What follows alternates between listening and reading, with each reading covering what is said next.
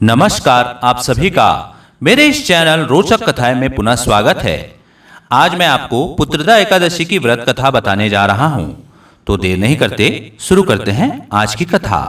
एक बार धर्मराज युधिष्ठिर ने भगवान श्री कृष्ण से श्रावण मास के शुक्ल पक्ष की एकादशी के महत्व और उसकी कथा के बारे में बताने का निवेदन किया।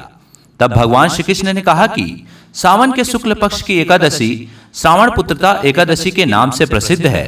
मैं आपको श्रावण पुत्रदा एकादशी व्रत की कथा के बारे में बताता हूँ। कथा इस प्रकार है।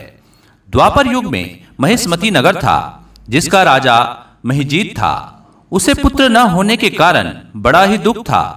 राजपाट भी उसे अच्छा नहीं लगता था। वह मानता था कि जिसका पुत्र नहीं है उसे लोक और परलोक में कोई सुख नहीं है। उसने कई उपाय किए, लेकिन उसे पुत्र की प्राप्ति नहीं हुई।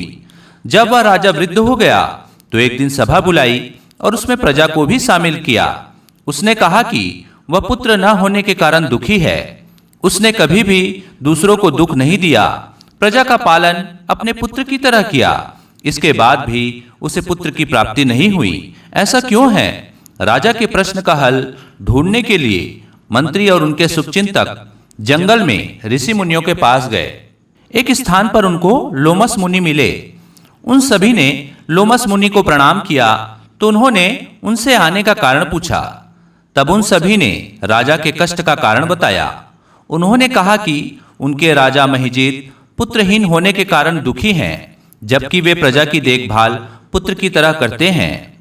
तब लोमस ऋषि ने अपने तपोबल से राजा महिजीत के पूर्वजन्म के बारे में पता किया। उन्होंने बताया कि यह राजा पूर्वजन्म में एक गरीब वैश्य था। धन के लिए इसने कई बुरे कर्म किए। एक बार यह ज्येष्ठ शुक्ल द्वादशी को एक जलाशय पर पानी पीने गया। 2 दिन से भूखा था। वहीं पर एक गाय भी पानी पी रही थी। तब इस राजा ने उस गाय को भगाकर स्वयं जल पीने लगा। इस वजह से राजा को इस जन्म में पुत्रहीन होने का दुख सहन करना पड़ रहा है। उन सभी ने लोमस ऋषि से इस पाप से मुक्ति का उपाय पूछा। तब उन्होंने बताया कि श्रावण शुक्ल एकादशी को व्रत करो, इससे अवश्य ही पाप मिट जाएंगे और पुत्र की प्राप्ति होगी।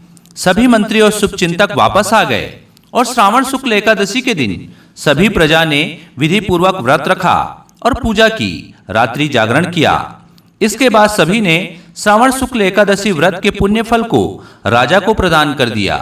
इस व्रत के पुण्य प्रभाव से रानी ने एक सुंदर बालक को जन्म दिया। इससे राजा खुश हो गया और राज्य में उत्सव मनाया गया।